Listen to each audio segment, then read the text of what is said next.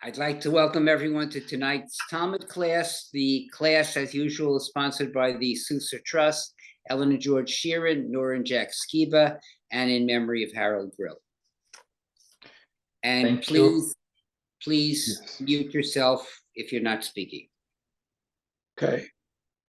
Right. Thanks a lot, Keith, for the introduction and for always making sure that everyone is aware about the class and the date and the time and everything runs smoothly. So, welcome everyone. We will have a different topic tonight. We are talking about the Jewish February 29th. We are talking about the Jewish leap year and some curiosities along the way. We will first try to understand where this comes from, interesting questions as why we double Adar and not a different month during the year. I don't know if you have ever questioned yourself about such things. We will be able to get in touch with those questions in a short while. So I will start sharing my screen with you and we will read some sources that were prepared by a colleague of mine, Rivka Miriam Reifman. What's the deal with two Adars, right? So why do we have Adar Sheni? Let's start delving into the sources together. So it's written in Dvarim, in the Torah. Observe the month of Aviv. Aviv meaning spring. And keep Pesach unto the Lord your God. For in the month of Aviv, again the word spring, the Lord your God brought you forth out of Egypt by night. So we were freed from Egypt during the spring, which is also beautiful, metaphorically speaking. This was the spring of our existence. This is the time when we were taken out of Egypt. And it's important, according to the Torah itself, that we observe Pesach at the same time that it actually historically happened during Aviv, during the spring. This is as simple as that. It would not make any sense to celebrate Pesach during the fall or during the winter or during the summer. We need to celebrate Pesach during the Aviv. And actually, this is the main reason why we have the leap year, and everything that will come is a consequence of this commandment to celebrate Pesach. And why it's Adar and not any other month? Because it's the last one before Pesach, before Nisan, before the month of Pesach. So we have to make the correction before we get to the month of Aviv, of the spring, of Pesach. This is the reason why we double Adar and we do not double Elul or Cheshvan or any other month. Now we know that Pesach has to be in the spring, or Aviv in Hebrew. But why? But by going by the lunar calendar, this is not always possible with the lunar circle. A solution, we add an extra month of Adar every few years, and we will get in the mathematics very soon to understand why we need to do it 7 times every 19 years. It's a complicated math, but we will eventually get there. And we need to add an extra month, and this aligns the solar and lunar years, because the solar year is the one who determines the seasons. The solar year is responsible for spring, and fall and summer and winter. And the lunar year is responsible for connecting the days of the month with the phases of the moon. And we Jews have a hybrid situation. We have a lunar-solar or solar-lunar year. We have a mix between the solar and the lunar calendars. So let's go into Mishneh Torah. Who wrote Mishneh Torah? Do you remember? We read Mishneh Torah several times before. Mishneh Torah was written by Maimonides, by Rambam. We are talking about the 16th century. A leap year is a year in which another month has been added. And we only ever add an Adar and make two Adars. One Adar Rishon, and here he uses Herald, not the word Adar Aleph. He uses the word Adar Rishon, first Adar, and then an Adar Sheni, second Adar. And why do we add these months? Because of the spring time, so that the Passover will fall at that time. And it is said, as we saw before, guard the month of spring. And this is a midrash, this is an interpretation on the word guard. What does it mean, guard the month of spring? How do you guard a month? That this month should be in the spring. So guard, meaning here, make sure that the month will be on the right season, will not fall, will not happen in a wrong season.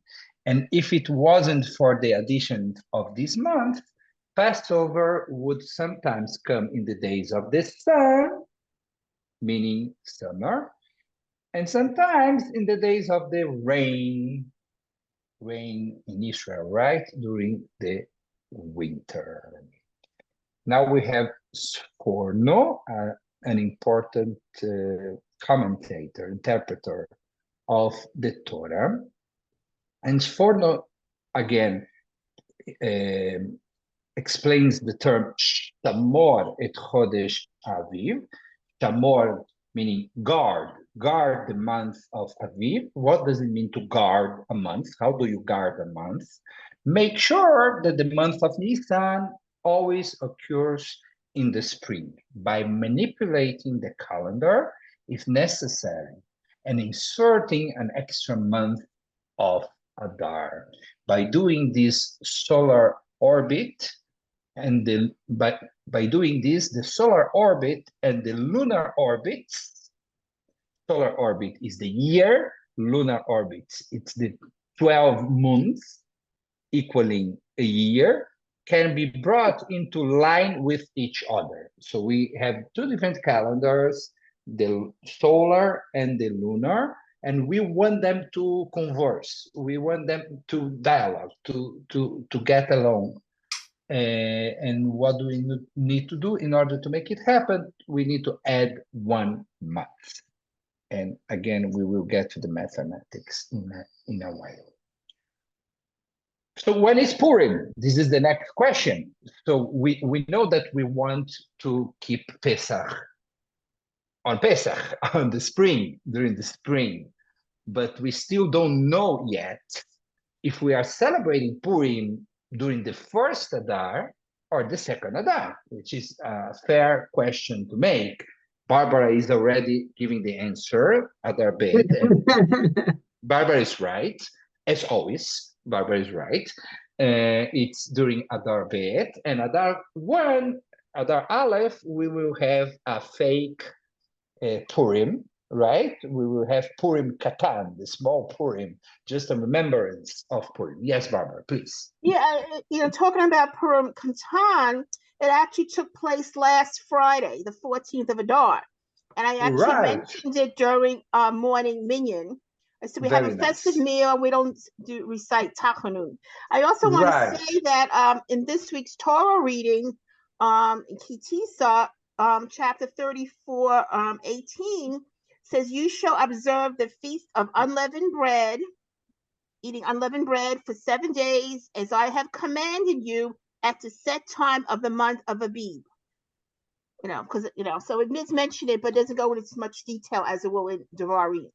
But it is in this week's Torah reading. Very nice, Barbara. Thank you so much. So the Purim Katan that we celebrate 1 month before could be compared to the Pesach that we have 1 month after, right? Pesach. After 1 month after Pesach, we have Pesach Sheni, the second Pesach. And it was an opportunity for people who were not present during the first Pesach to participate in the Passover sacrifice, to get some of the Passover sacrifice 1 month after the actual. It was a rain date for Pesach. So when is Purim? And now we will read from the scroll of Esther, from Megillat Esther. And would someone like to help me reading a little bit? Just if you feel inspired to read Esther. Yes? Okay, please, Lisa. And Mordecai wrote these things and sent letters to all the Jews that were in all the provinces of the king, Achashverosh, both near and far, to enjoin them that they should keep the 14th day of the month of Adar and the 15th day of the same yearly, the days wherein the Jews had rest from their enemies, and the month which was turned unto them from sorrow to gladness, and from mourning into a good day, that they should make them days of feasting and gladness, and of sending portions one to another and gifts to the poor. Perfect. So now we learn that we should celebrate on the 14th and 15th days of Adar, but it's not clear if Adar 1 or Adar 2, right? We have no information here about what to do in a leap year. We know that in a regular year, we will celebrate Purim on Adar, on the 14th and 15th of Adar. But when we have 2 Adar, Barbara said it's on the 2nd Adar. This is the right answer. The question is why? What's the reason? It could make sense also to celebrate Adar, Purim on the 1st Adar. Why are we celebrating Purim on the 2nd Adar? Does anyone have any clue, any idea before I reveal the secret of the Jewish calendar?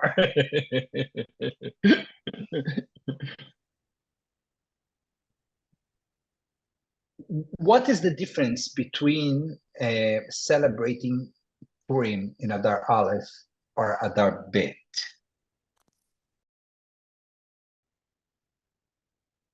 Mainly, you would make Purim more distant from Pesach, right? If we keep Purim on Adar 2, as we do, the distance between Purim and Pesach on a regular year and on a leap year will be the same. It's a month, right? Okay. So we will see that there are reasons why, theologically speaking, we want to keep Purim next to Pesach, close to Pesach, 1 month before Pesach.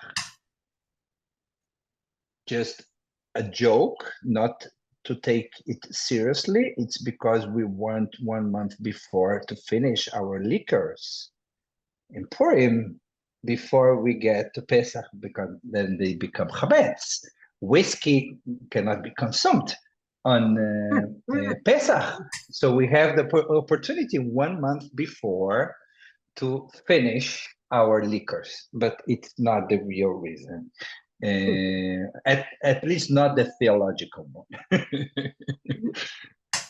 Question. From here, we learn that we need to celebrate Purim during Adar every year, but during which Adar? I cannot handle this suspense anymore.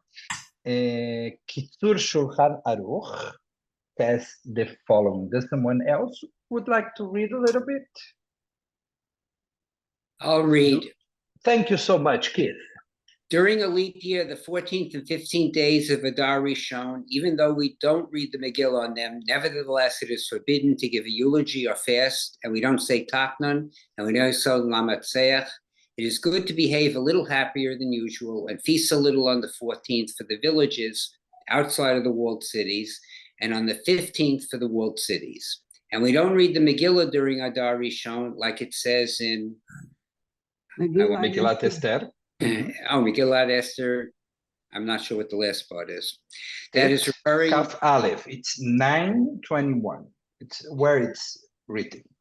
That is referring to the Adar that is next to Nisan, but during a leap year, we don't celebrate Purim other than during the Adar that is next to Nisan. This is because we want to put redemption with redemption. That is Purim and Pesach. It is good. Okay, so we have here a reason, a theological reason. This was done hundreds of years after the first Pesach, correct? Sorry, once again? Esther and Purim took place hundreds of years after the Exodus from Egypt. Correct.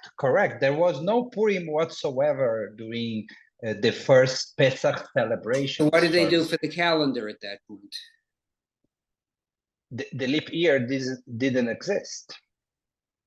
Actually, the calendar exactly the way it is now, it's a consequence of several reforms that happened on our calendar. The calendar didn't start automatically the way it is now. Remember that the beginning of the year was Pesach. Pesach was the beginning of the calendar, was the new year.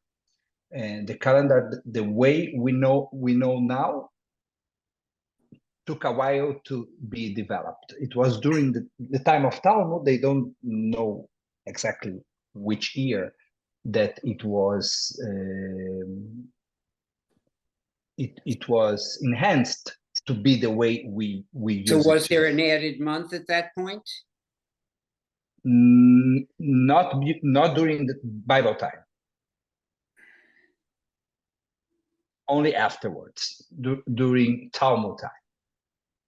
But what happened for keeping the seasons then? From that moment on, it's not even before that. From the Exodus in Egypt, which was in the spring. 100 years later, if there was no leap year insertion, it would have been some very different part of the year. Right. What happened historically, we don't know, and we are not even sure about the historical accuracy of the story we read in the Bible. So what you are asking is, the following year after they left Egypt, how did they celebrate Pesach exactly on the right time? We don't know. We don't know even if they celebrated Pesach. And if they did, it wasn't the Pesach we know today. The Pesach with a Seder did not exist. Celebrating Pesach for many, many generations meant doing an additional sacrifice. Rabbi, is this the reason basically why we have the lunar year? Or no? We've always had the lunar year, not the solar year. Because the lunar year, by doing this, it works, but the solar year, it wouldn't work. Right. We have a mix of the two of them. We will get to the numbers in a while, and we will understand why do we need this mix of lunar and solar in order to make it happen. But yes, this is the reason why we have both is that because all of our festivals are based on the moon, all of our festivals are based on the moon, Right. but at the same time, they are attached to a season. And Yeah. it must happen during that season. If you want moon and season at the same time, you don't have any other way. Yeah. So every Rosh Chodesh is about 28 days or so. Yes. I'm just I don't know. Yeah, we have months of Yeah. 29 and months of 30. 29 and 30. Well, that's in solar, but with No, that is in lunar. In lunar, solar is 30, 31. Well, we don't with the lunar, we have the extra month. Right. So that it works out for all those extra days. Yeah, okay. Yeah. Wait a little bit, we will get to the numbers in a short while and we will see if we can understand. But your question, Keith, is a very good one, and the answer is we don't know. How did they do to celebrate it? It is possible that they did it approximately during the Pesach time, based on their knowledge of the nature, their contact with nature, but it wasn't exactly on a specific date as it is today. But during which Adar, and we see what we just read from Kitzur Shulchan Aruch. This is because we want to put redemption with redemption. So we want the two stories of redemption to happen, to be celebrated one after the other. So we want the distance of a month between Purim and Pesach to be kept. This is the reason why we celebrate Purim on the second Adar and not on the first Adar. And here it's a description of how should the first Purim, the Purim Katan, be celebrated. It is forbidden to give eulogy. So if you need to officiate a funeral during Purim Katan, theoretically, you are not allowed to do an eulogy, because eulogy was considered to be the saddest moment of a funeral, in which everyone would cry while someone was talking about the person who passed. So the idea was trying to avoid the extra sadness or the extra cry in a day that is supposed to be happy. Or fast. A fast could be determined by the rabbis of a specific region as a consequence to some persecution, to some disaster that happened to that specific city, to that specific place.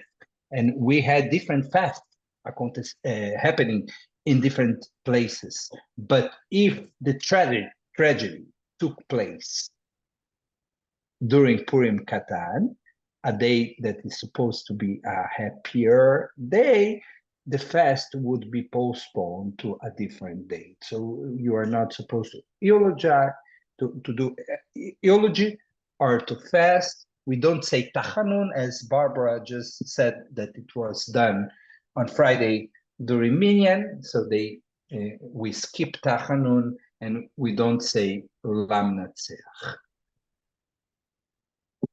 So the question before was, we learned that we celebrate Purim during Adar Aviyah, but during which Adar? And the answer is during the Adar that is next to Nisan, which is Adar Sheni, in order to keep this distance between Purim and Pesach. Now I want to stop a little bit here and I want to go to the numbers. Let me switch my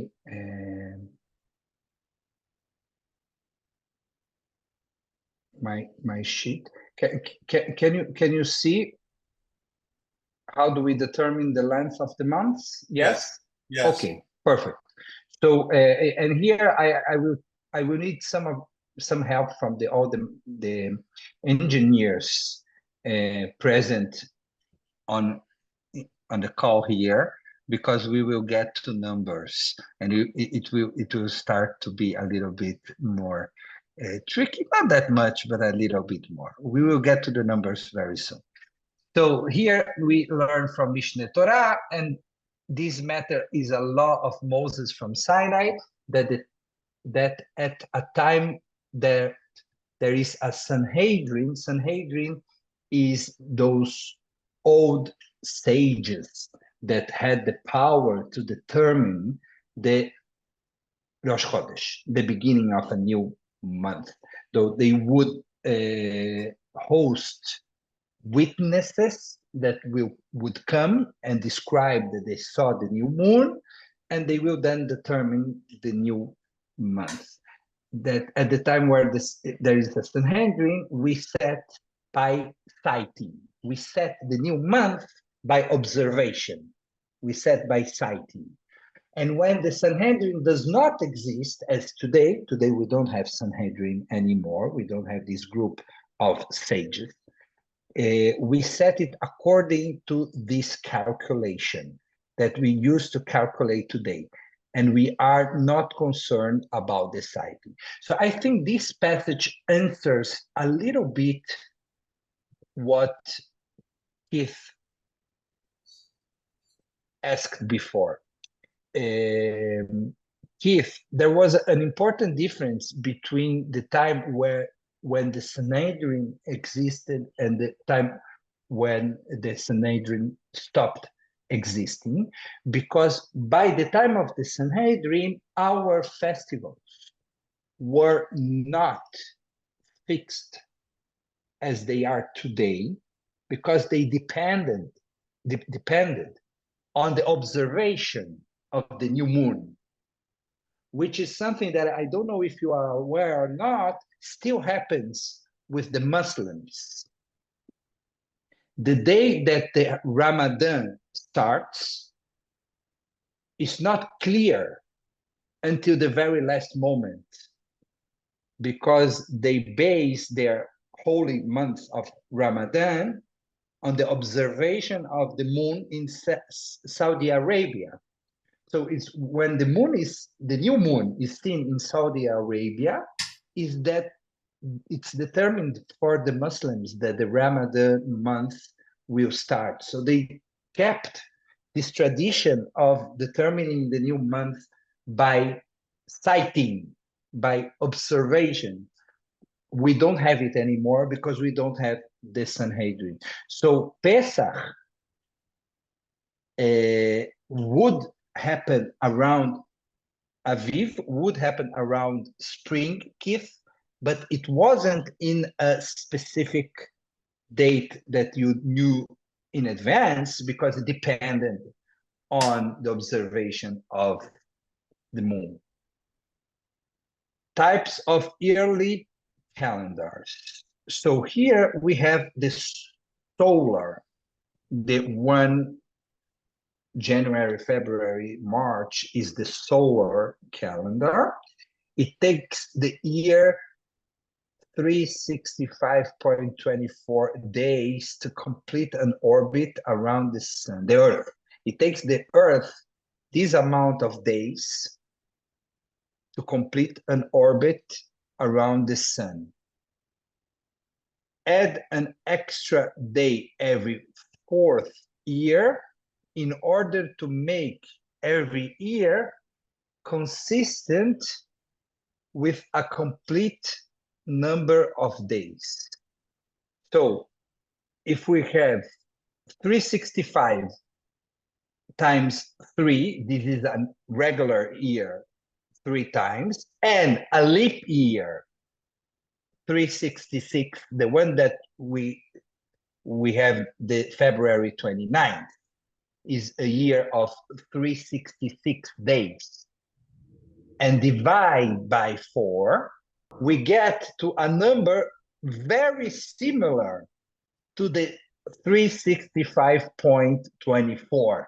That is the number of days that the Earth takes to complete an orbit around the sun. So this is a mathematic solution to the fact that we need an extra day every 4 years in order to correct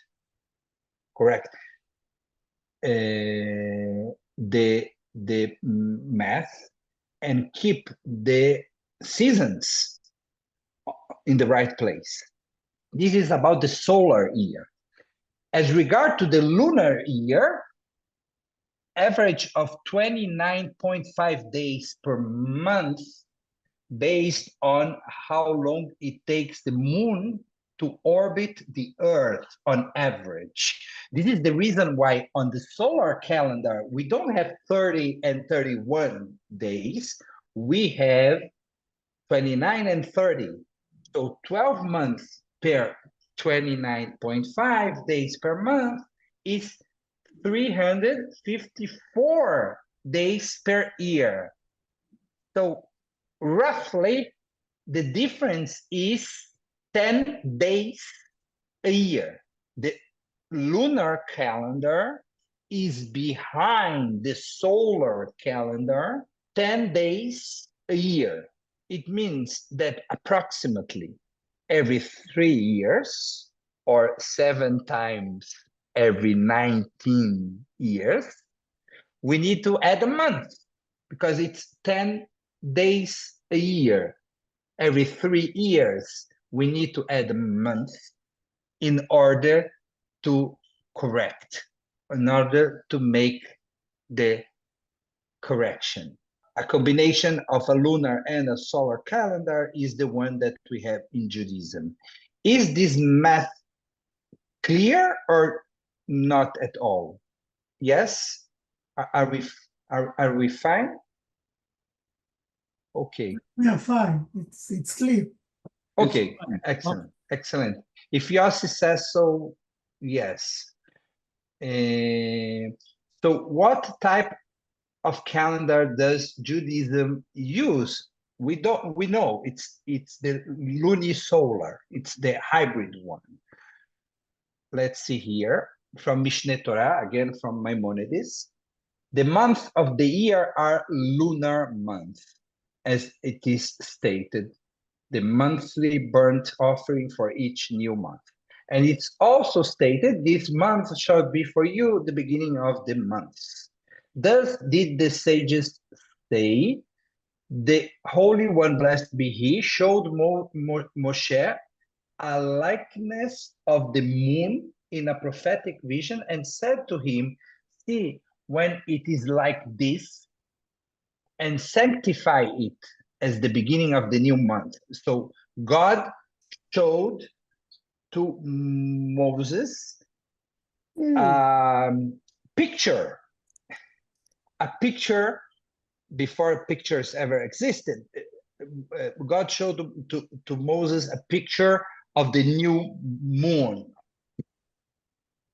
But the years that we calculate are solar years, as is stated, guard the month of the spring. So Maimonides, who was also a mathematician, as you know, he understood already that we need a combination of the lunar and the solar in order to get to this place. Once again, Maimonides from Mishneh Torah, the solar year exceeds the lunar year by 11 days, approximately.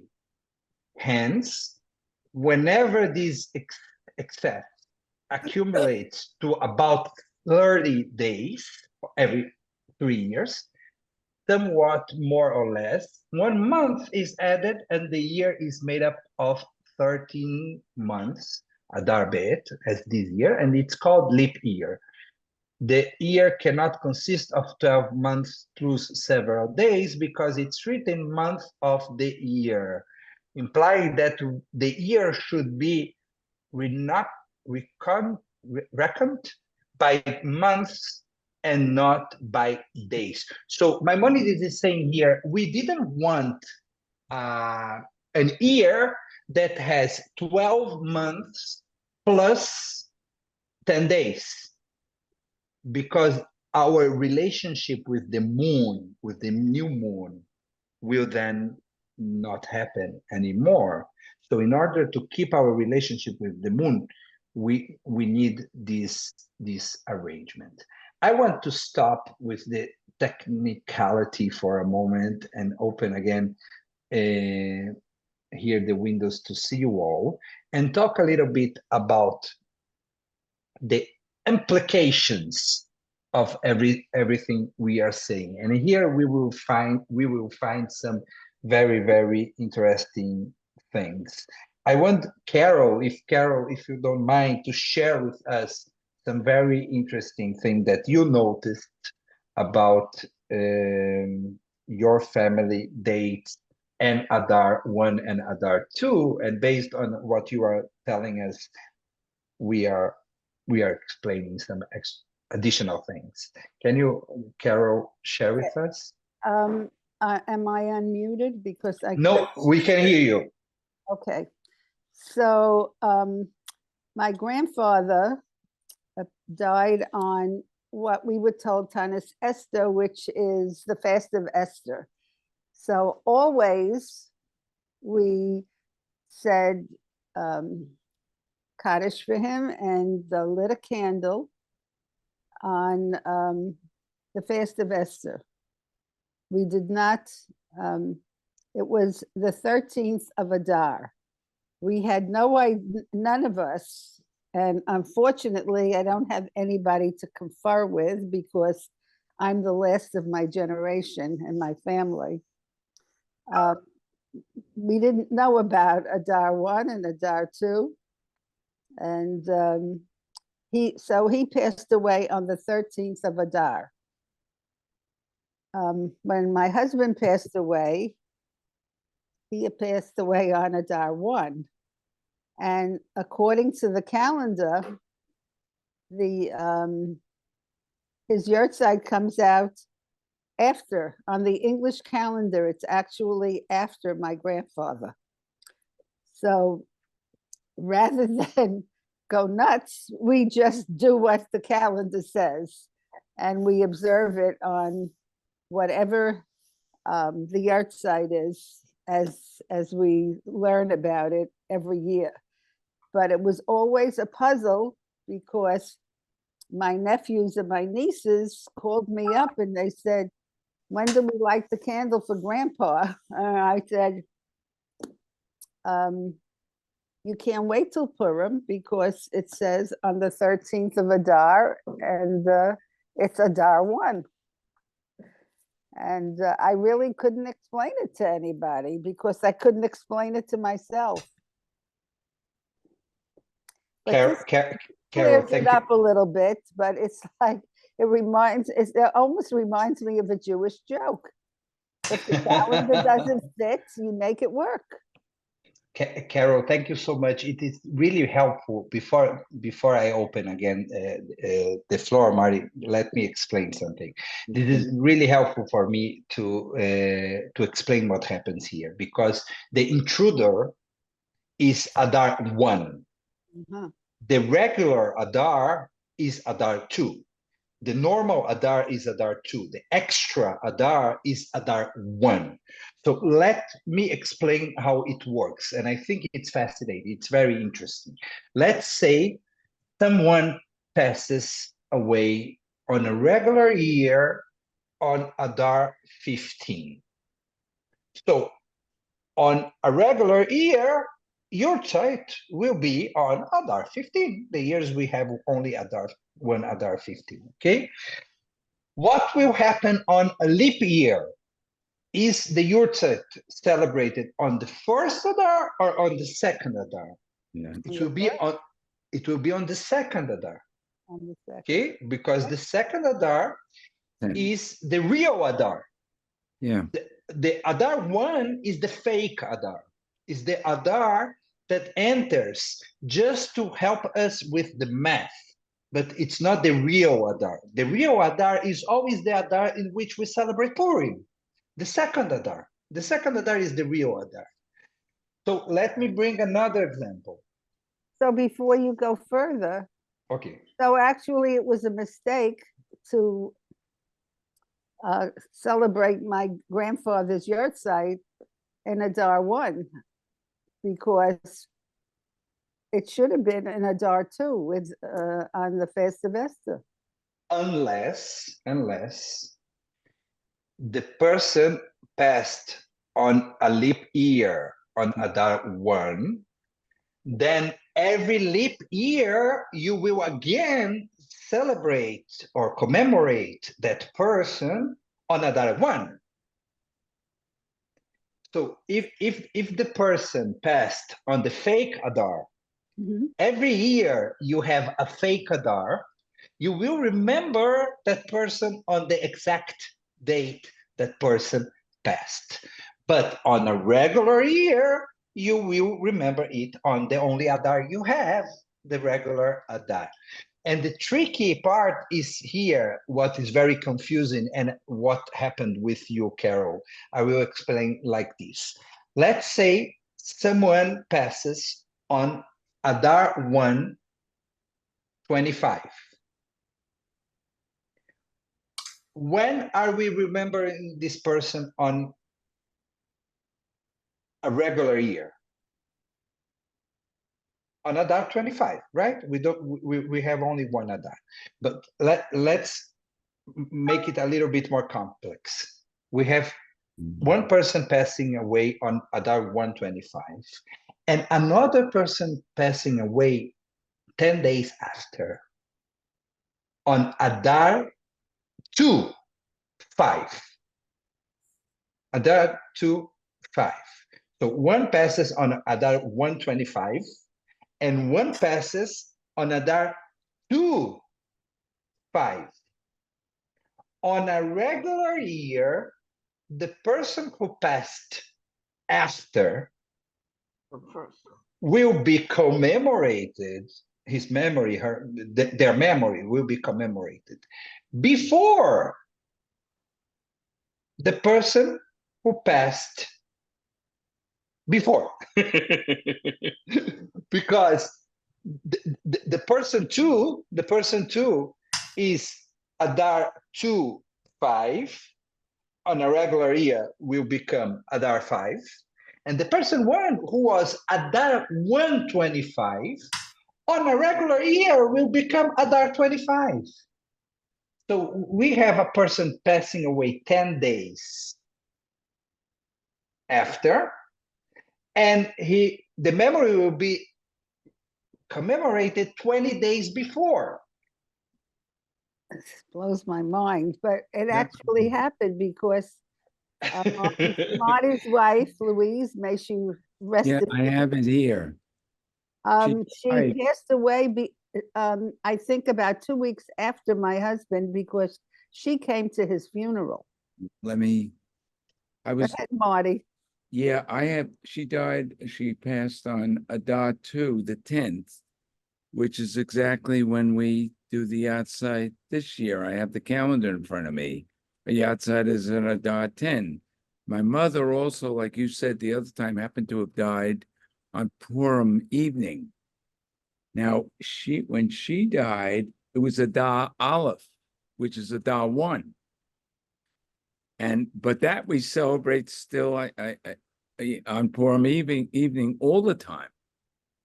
I believe that's what I've been doing since my mother passed in 1981. That's correct, I assume, Rabbi. I always celebrate her yahrzeit on Purim evening. Regardless of being what? a leap year or not. Yeah, is that correct? I hope so.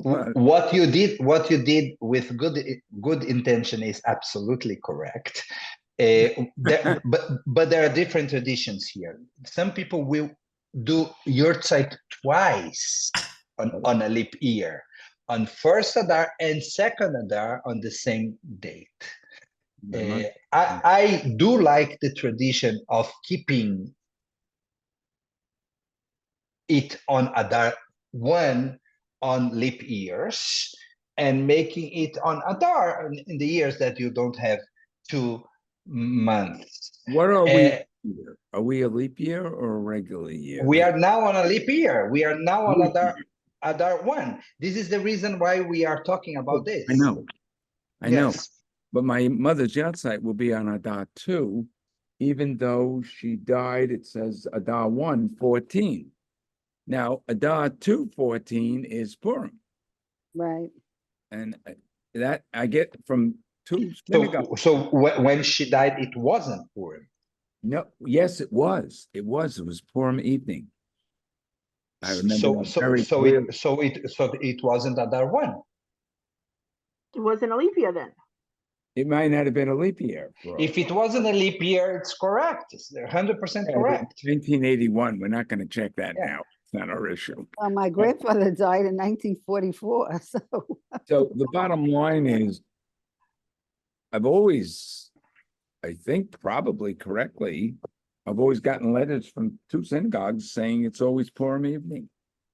No. If she passed on Purim evening, Yes. either she passed on a regular year or on a leap year on Adar 2.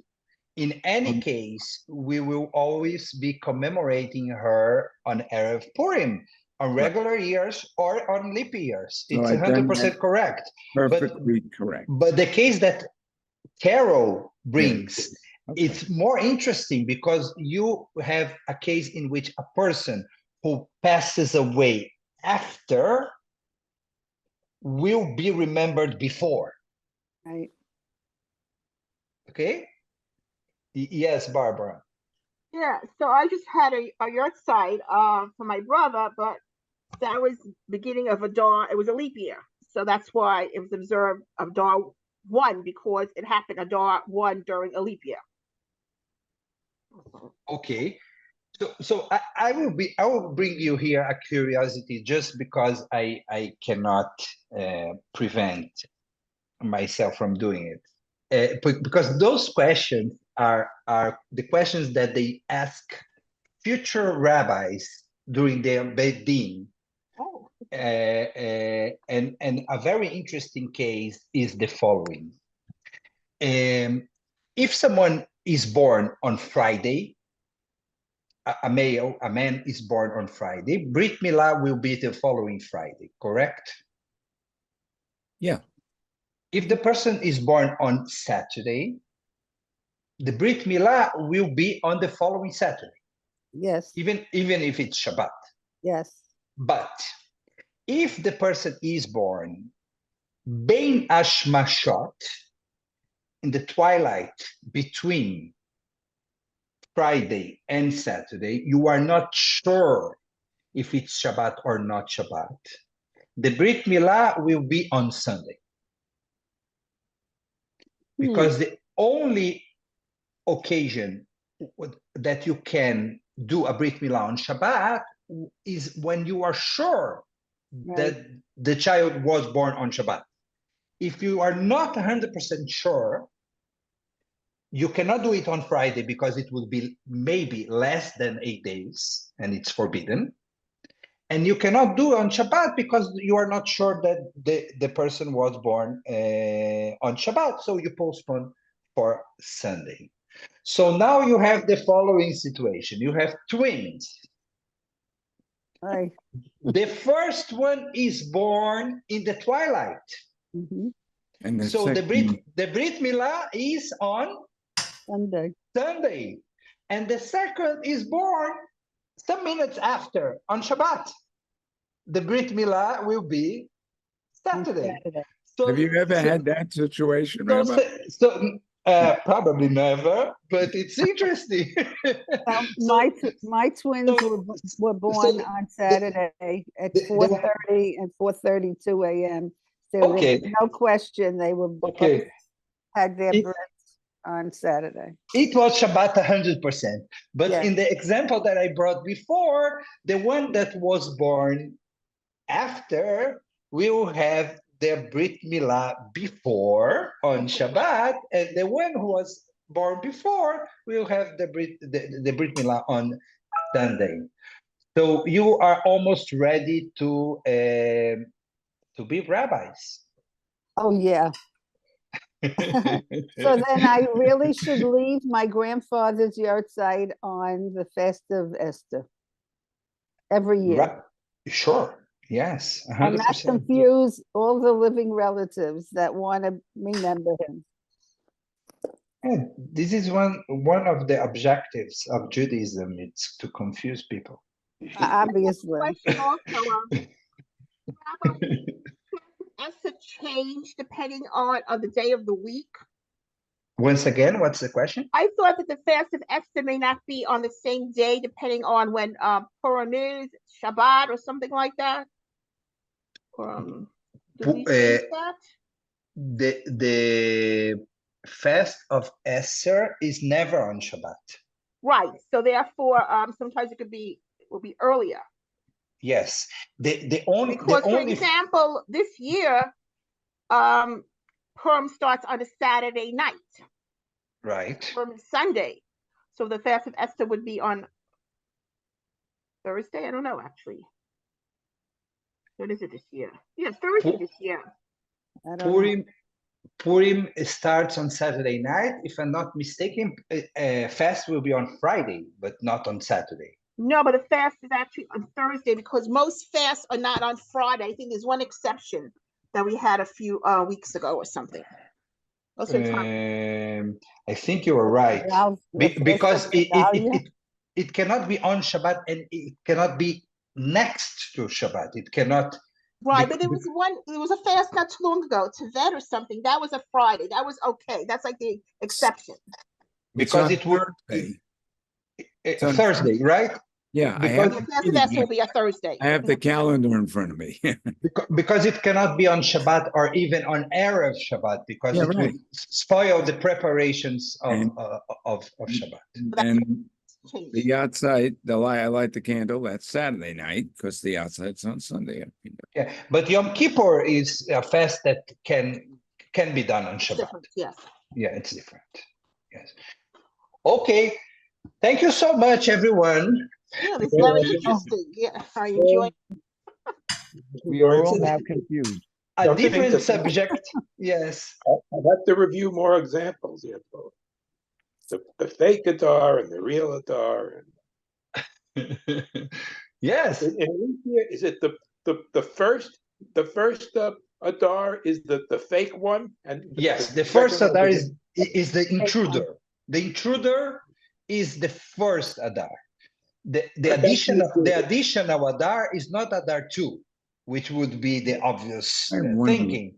The addition of Adar is Adar 1. The fake Adar is Adar 1. The extra Adar is Adar 1. Adar 2 is the regular Adar. And why? Because we want to keep Purim 1 month before Pesach. And we want to finish the liquor.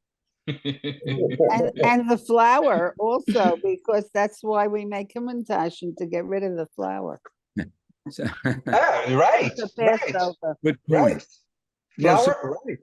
About every 3 years, we do you said before, an Adar 2, approximately. But then you said 7 times in 19 years. It doesn't work. Not always every 3 years, because in 2 years it varies. But it's 7 in a period of 19 years. Yes, it's 7 every 19 years. So it's not exactly 1 every 3. It's approximately. Right, because then it would be. If you want to observe the impact of Adar, the most clear time of the year to see it is Hanukkah. This year, Hanukkah will be with Christmas. And it ends in January. Right, and ends in January. Wow. So what is going to happen next year? Hanukkah will start approximately 10 days before, 11 days before. The following year, 22 days before. And the following year, we will have again a leap year to make Hanukkah be again later. So Hanukkah starts being so early. Sometimes Hanukkah is in November. Yes, last year. Right. right? Yeah. Hanukkah starts in November. Yes, we had latkes and turkey. It means that we had 3 years in a row without a leap year. Yeah. So we had a Hanukkah 33 days before Christmas time. It makes sense. Mm. And then you have the leap year to toss it again 1 month ahead. Well, 3 times 6 is 18, obviously. And, you got it 7 times the 19. So every once in a while, you're going to be off. Yeah. Those rabbis were really, really wise. I think they were accountants. I think this is a full-time job. Thank you, everyone. Have a wonderful night. Thank you, Rabbi. Good night. Right. Good night. Laila tov.